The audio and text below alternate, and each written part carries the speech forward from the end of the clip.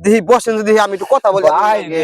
ও অহন হুইয়া রইছো না হুইয়া রইছো অহন অহন আর তোমার যৌবন নাই অ্যাকশন যৌবন হ্যাঁ দুই বাকি জমিন আসলো আমার বাপের পৈতৃক সম্পত্তি যা দিয়ে আমার সংসার চলতো সবকিছু ভাইঙ্গা নিয়া আমারে নিঃস্ব কইরা অহন ঘুমাইছো না হ্যাঁ অহনার যৌবন নাই মরার মতো হুইয়া নইছ অহন না লাগছে নি মরছ ও কনে গেছে অহন তোমার যৌবন কথায় আছে না শৈল যদি থাকে সই নিজের ক্ষেত থুয়া পরের খেতে দেই মই অহন গেছে সবই আমার যে সব নিয়া নইছ অহন গেছ চিত ফাড়াক হাই হাই রে তোমার যৌবন রে মনটা তো চায় তোমার না মারি একটা লাফতি ওরে বাবা ও আরে বাবা রে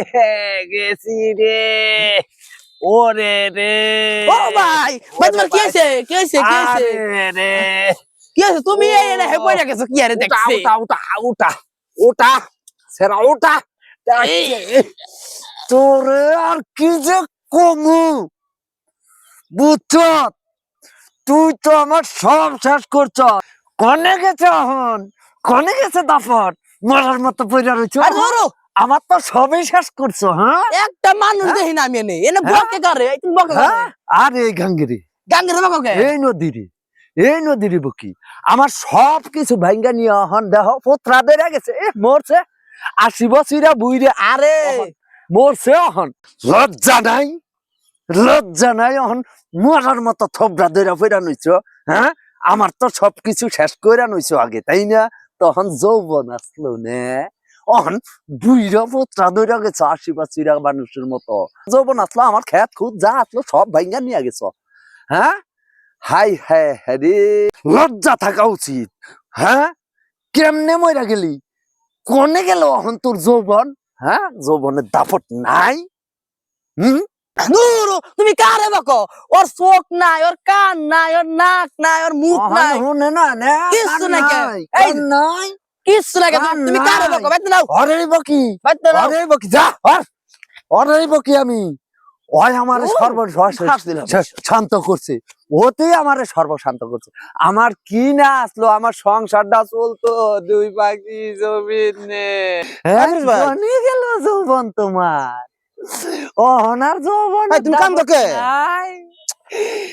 অনেক গেছে তোমার কি হইছে কান্দো কে কি হইছে ভাই কি অহন তোমার যৌবনের দামট নাই হ্যাঁ কান্দো কে আমারে নিঃস্ব করে নইছে আরে ভাই এই দুই পাখি জমি হ্যাঁ। দিয়াই তো আমার সংসারটা চলতো হ্যাঁ এই জায়গার যখন যৌবন আসলো হ্যাঁ তখন হইলো আমারে সর্বশান্ত করে দিছে মানে কি? আমারে সর্বশান্ত করে কার যৌবন কার কি আমি তো আরে, কোনো কইও না লোকজন ভাই। দেখি না কার যৌবন এক কেরা নিল ধরনের মানুষ আছে না হ্যাঁ যৌবন যখন শরীরে থাকে হ্যাঁ তখন এর ঘরে ওর ঘরে ওর ঘরে খুশি হ্যাঁ।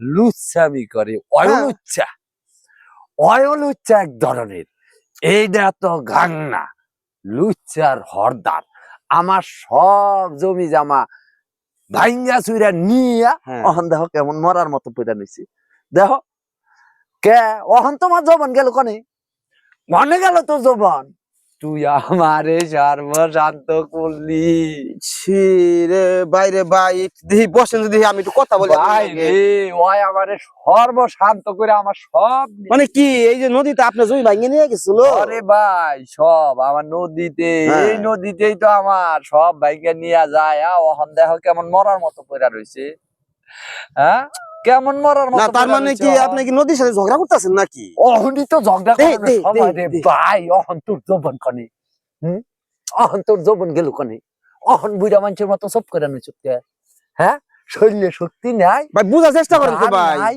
ধান নাই হ্যাঁ ধার অহন গেল কেমনে তোমার ভাই আপনি বুঝার চেষ্টা করুন ভাই। আপনি সত্য যদি তার সাথে গালাগালিজ করেন বা তার সাথে রাগারাগি আরে করেন ভাই ও কি বুঝতেছে ওই বুঝবো না এখন যখন ভাঙছে আমার জমি হানি ভাঙন নাকবো এটা বুঝলো অহন বুঝবো না কে অহন কনে গেছে তোমার দাফট নাই অহন ভাই আপনি যাই হায় যাই হায় রে। বলেন না বলেন ভাই, এটা আসলে ভাই কারে বলতেছেন, কে শুনতাছে, আপনি আরে শুনে আল্লাহর ভাই কাছে রে। বলেন, আল্লাহ আপনার দিবে। নদীতে জমি ভাঙ্গে নিয়ে গেছে হায় ভাই, হায় রে নদীতে বললে কি ভাই। হবে? এটা কোনোদিনও হবে না ভাই। আর কি জ্ঞান বাড়ার ধরে ভাই, তখন আমার সব ভাঙ্গা নিছে, অহন শুনেন, তোমার যৌবন কো। জ্ঞান বর্ধক কথাটা বলছেন না, আমি কিছু ভাই। কথা বলি বুঝেন আগে। জ্ঞান তখনই মানুষের আসে, মানুষের মতো নদীও, ঠিক আছে, জ্ঞান তখনই আসে যখন দেহের যৌবনটা ফুরিয়ে যায়। ফুরিয়ে যাওয়ার আগে কিন্তু জ্ঞান আসে না। তেমনি এই নদীটাও ভাই ওইরকমই।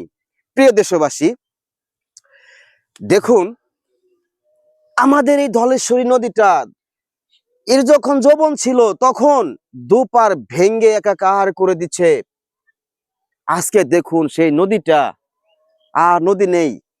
নিস্তব্ধ এখন দেখা গেছে যে এই একটা খাল, ছোটখাটো একটা খাল হয়ে গেছে, অথচ এই নদীটা একটা সময় বাংলাদেশের সর্বশ্রেষ্ঠ নামকরণ করা হয়েছে ধলেশ্বরী নদী। কেন করা হয়েছে? অনেক বড় নদী, এই নদীর একটা সময় সবকিছু ছিল। এই নদী দিয়া বড় বড় স্টিমার চলতো, খুব বড় বড় জাহাজ চলতো। আজকে নদী দেয়া নৌকাও চলে না, যে নদী চলে গেছে। তাই এই নদীকে কেন্দ্র করেই আমার যে ফিরোজ ভাই, সে একটা নাটক করলো, একটা অভিনয় করলো। যদি আপনাদের একটু ভালো লাগে তাহলে একটা লাইক দিবেন, একটা শেয়ার দিবেন। আসসালামু আলাইকুম।